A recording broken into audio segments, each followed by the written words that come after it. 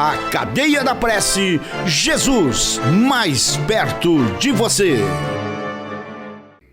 Capítulo 6 começa dizendo assim, de Isaías: no ano em que morreu o rei Uzias, diz o profeta, eu vi ao Senhor assentado sobre um alto e sublime trono, e as abas das suas vestes, que é a melhor tradução aqui, enchiam o templo.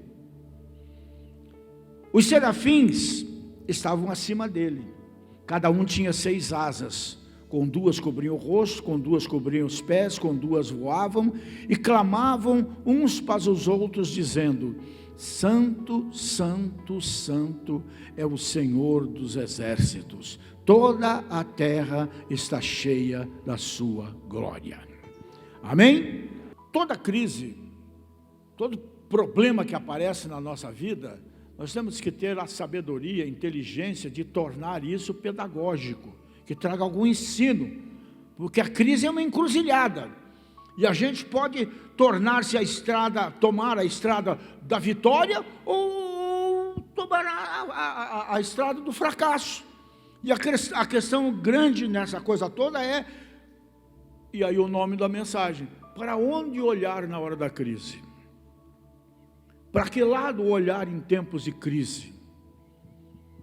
O mundo fica correndo como barata tonta, olha para todos os lados ao mesmo tempo e não enxerga nada, não encontra saída.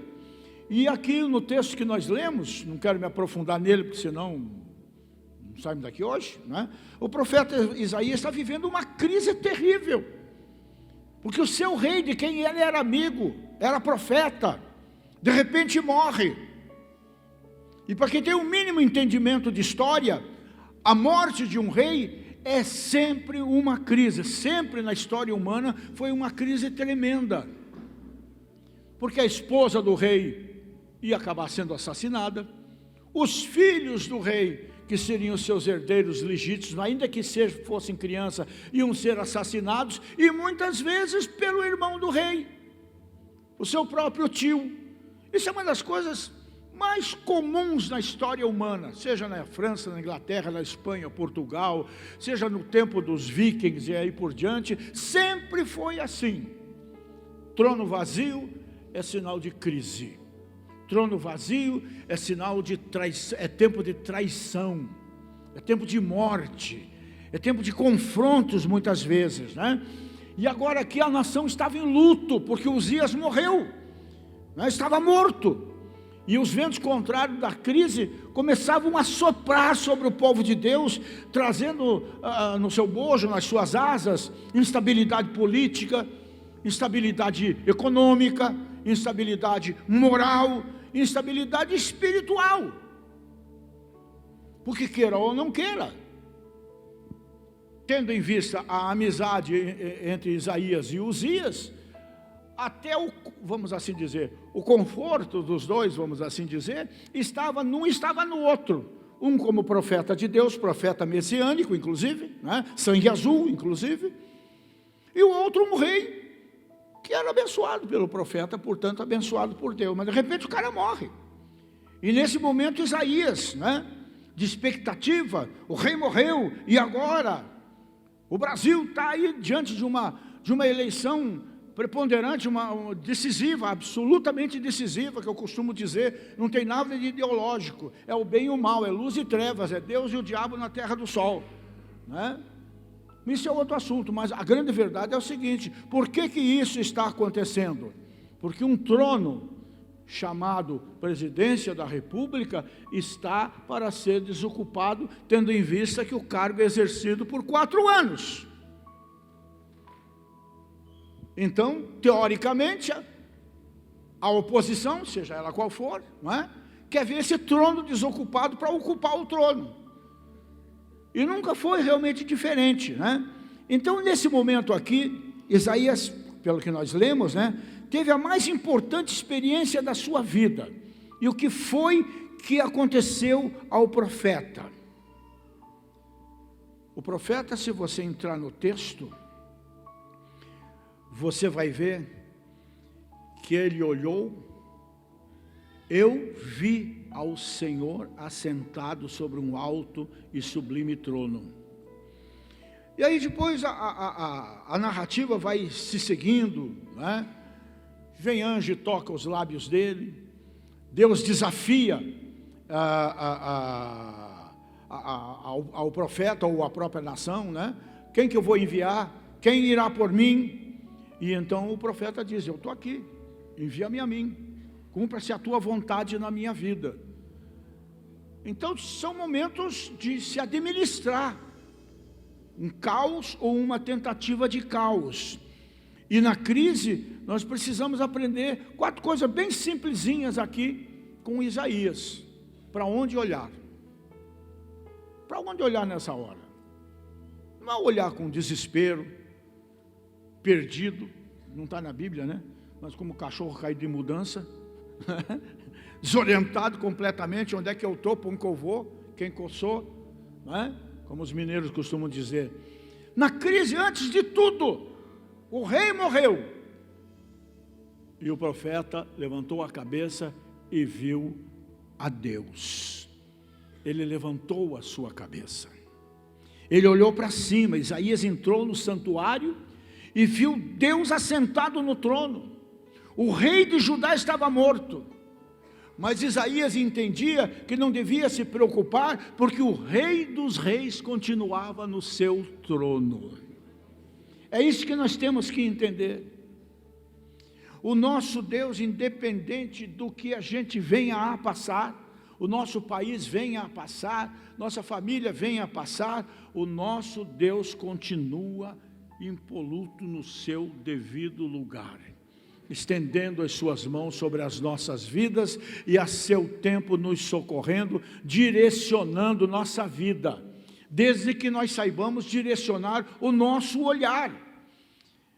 Na crise precisamos olhar para cima, gente. Precisamos olhar para Deus. Ele continua no trono, como diz aqui, eternamente. Ele é soberano, Ele é santo, e diante dEle até os serafins cobrem o seu rosto. E as coisas na terra, na nossa vida, no nosso país, podem parecer fora de controle, mas Deus continua com as rédeas da história nas suas mãos onipotentes. O que será do Brasil? O que será da minha vida? Eu estou colocando a minha vida, eu estou colocando a minha família, eu estou colocando a minha igreja, eu estou colocando tudo que eu deva colocar nas mãos de Deus, confiando nele, sabendo que em tudo Ele tem um propósito, mesmo eu não entendendo qual seja. Quando as crises nos encurralam aqui na terra, né, onde nós estamos vivendo, nós precisamos olhar para os céus. Elevo os meus olhos para os montes, canta o salmista. De onde me virá o socorro? O meu socorro vem do Senhor que criou, fez os céus e a terra. Amém? Na crise, além de olhar para cima, nós temos que olhar à nossa volta. Não podemos estar desatentos a nada, né?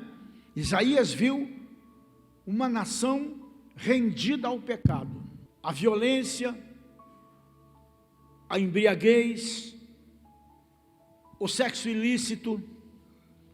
Tudo estava tomando conta do povo, as cidades estavam sendo construídas, outros textos mostram isso, as cidades estavam sendo construídas com sangue.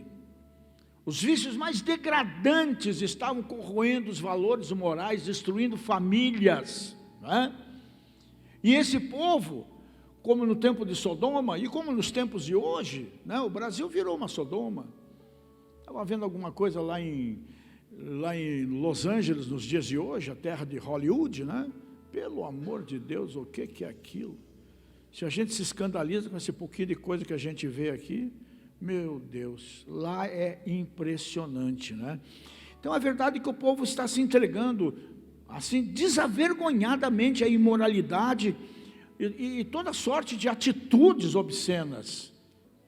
nós temos os ais aqui de Deus através do profeta, né? Ai desse povo. E os gemidos do profeta são ainda também os nossos lamentos no dia de hoje, com relação aos nossos próprios filhos, que estão à mercê dessa loucura que está acontecendo nas escolas.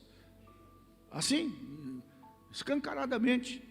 Tome muito cuidado você com suas crianças, o que estão fazendo na escola, porque se você começar a perceber teu filho ou tua filha meio quieto, meio jururu, meio fechado e tudo mais, é porque alguma coisa está acontecendo de errado lá, ou outra coisa pior. Então fique atento sempre a essas coisas, porque é um absurdo, como eu vi a filmagem, né? Professoras com criancinhas todas pequenininhas, né? Fazendo casamento entre eles, o menino com a menina, o menino com o menino, um dos meninos vestido de noiva, com um buquezinho na mão, trocando alianças e tudo mais, em escola primária, ensino fundamental, cara. Né? Uma outra maluca mesmo, está aí na internet para quem quiser ver, né?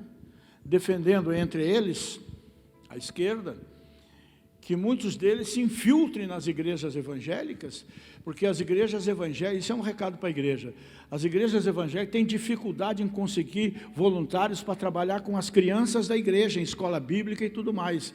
Então que eles se infiltrem no meio das igrejas para colocarem as suas doutrinas para as nossas crianças.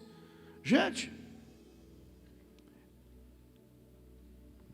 se a gente se sente como a gente se sente, imagine como o nosso Deus se sente. Imagine como Deus se sentiu nos tempos de Sodoma.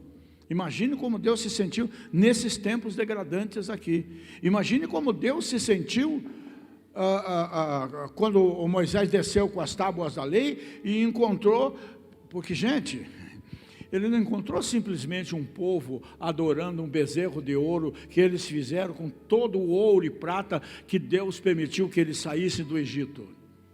Eles estavam numa tremenda bacanal.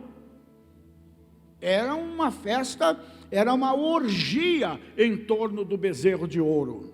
Como é que Deus se sente? E como é que Deus está se sentindo nos dias de hoje?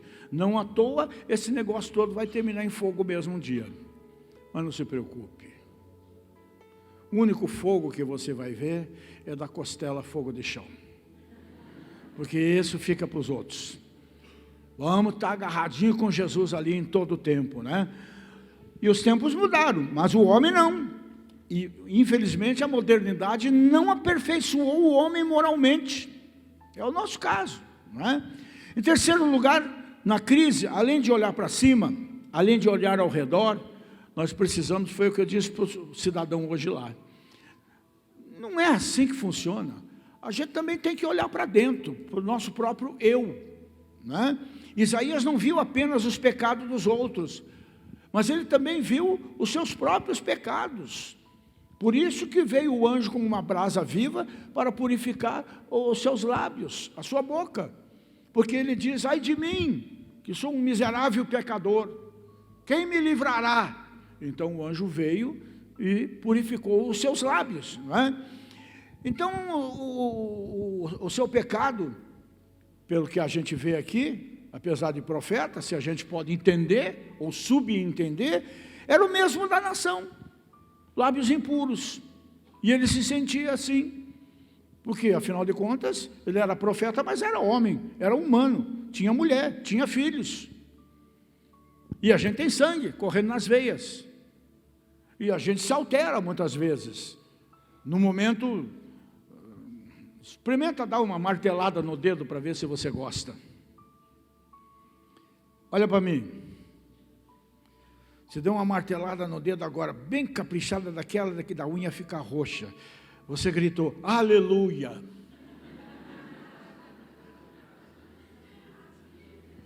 Foi isso mesmo, irmão?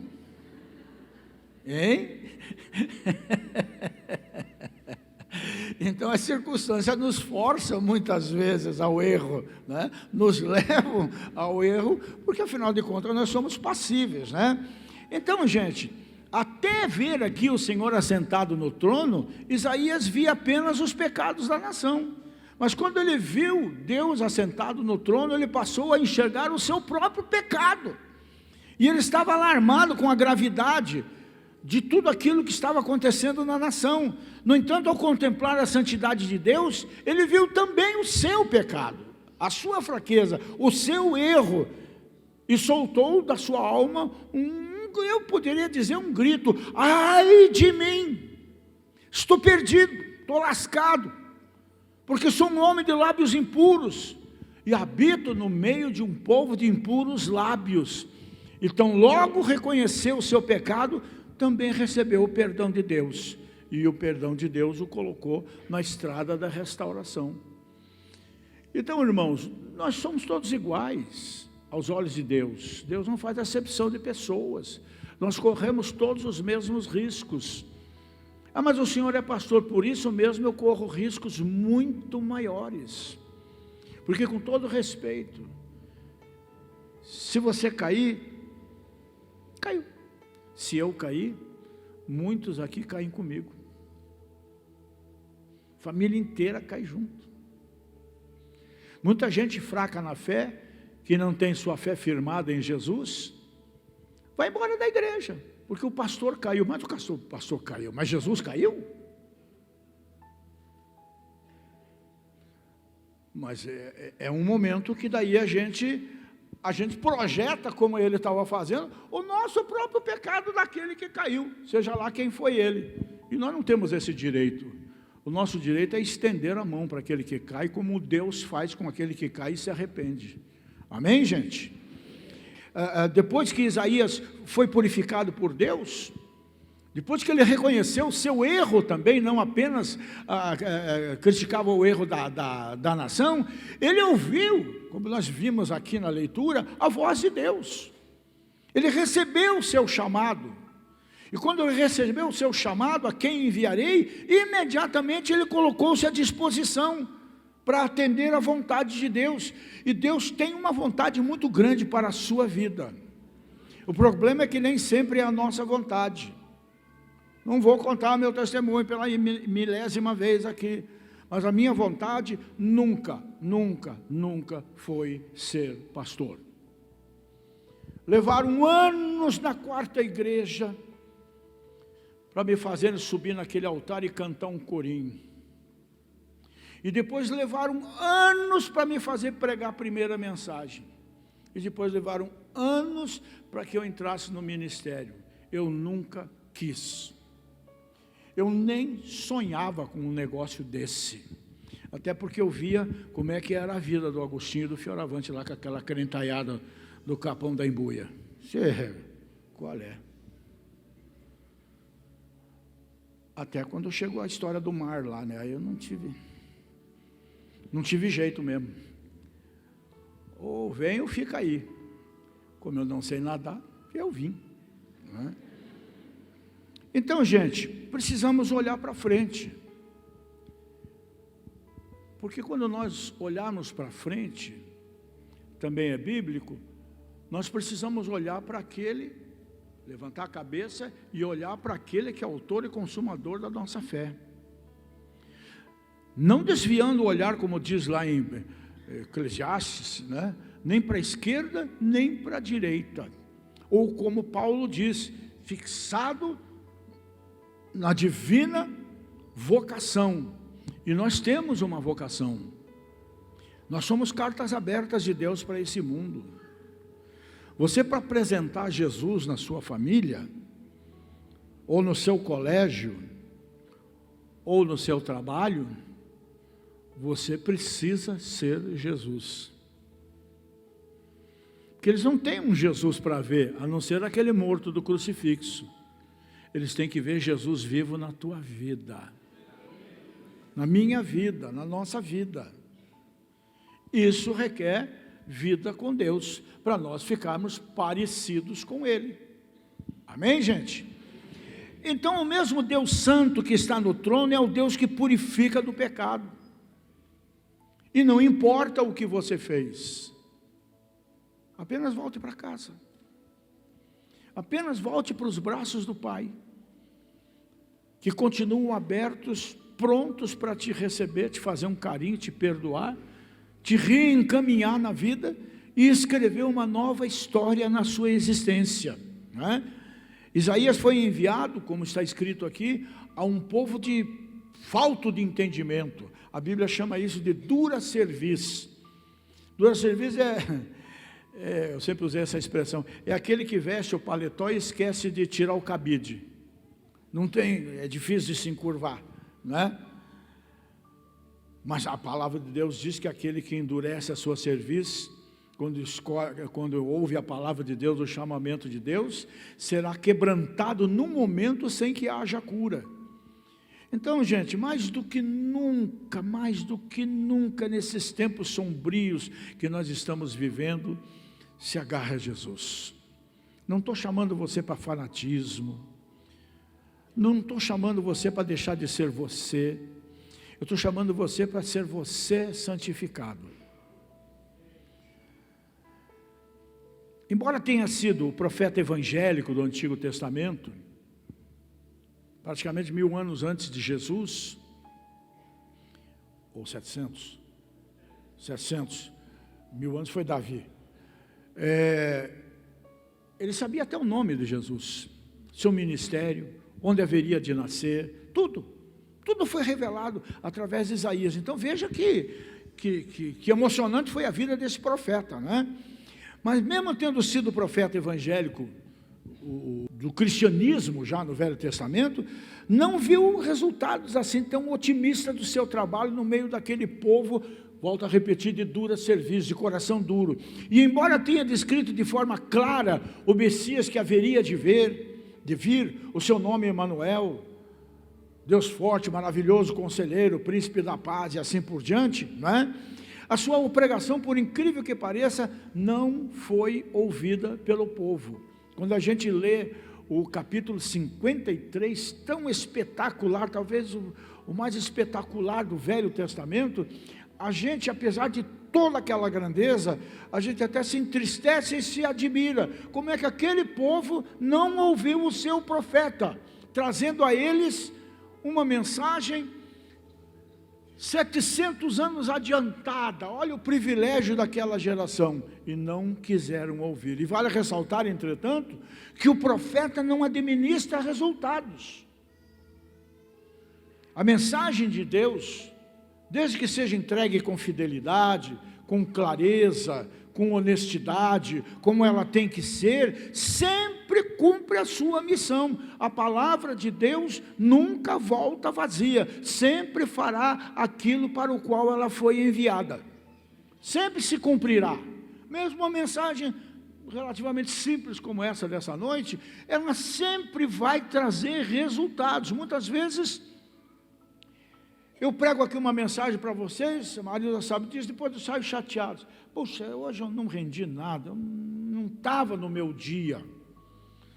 Termina o culto, gente me para aqui ou ali, diz: puxa, pastor, essa mensagem hoje foi para a minha vida. O senhor parece que sabia de tudo que estava acontecendo comigo. Aí eu entendo, a mensagem não é minha. A mensagem é da palavra, é do Deus da palavra, para o coração daquele que quer ouvir. Precisa querer ouvir, né? Então, gente, essa mensagem, essa palavra, não o que estão inventando por aí, um evangelho barato, né? Um evangelho de conveniências, de escambo, né? Não, essa palavra simples, assim como nós procuramos passar para cada um de vocês, né? mais uma aula de escola bíblica aqui do que uma mensagem, né? Ela produz vida naqueles que a atendem, como foi o caso de Isaías com Deus, né? E sentencia à morte, lamentavelmente, aqueles que a rejeitam. Por isso temos que estar com os ouvidos muito atentos, porque numa mensagem, se a gente aproveitar 1 minuto dela, já valeu a pena. Eu me lembro do Morris Cerullo, um dos maiores pregadores da história. Eu ouvia ele pregando 1 hora, 1h15, e sinceramente falando, Pedro, eu aproveitava 5 minutos, mas era 5 minutos para nunca mais esquecer na vida, porque ninguém assimila 40 minutos de mensagem, ninguém guarda na mente tudo isso, né? Então, nessa noite, eu quero orar por vocês. Eu quero pedir que a graça de Deus se manifeste na sua vida, em todos os sentidos. Se coloque de pé. E que dirija o teu olhar na direção certa. Não fica olhando para os pés. Não vai dar certo. Não vai dar certo. Levanta a cabeça. Foi o que o Pedro disse para aquele cidadão que estava lá pedindo esmola na porta do templo 3 horas da tarde, né? O sujeito lá só... E os dois disseram para ele, Pedro e João, né? O Pedro na frente, sempre ele, né? Olha, cara, não temos dinheiro não, nem ouro nem prata, mas o que temos... Mas antes de dizer isso, ele disse, levanta a cabeça e olha para nós. Levanta a cabeça e olha para nós. Paulo, pregando lá em Listra, também um homem no chão, sem condição de andar.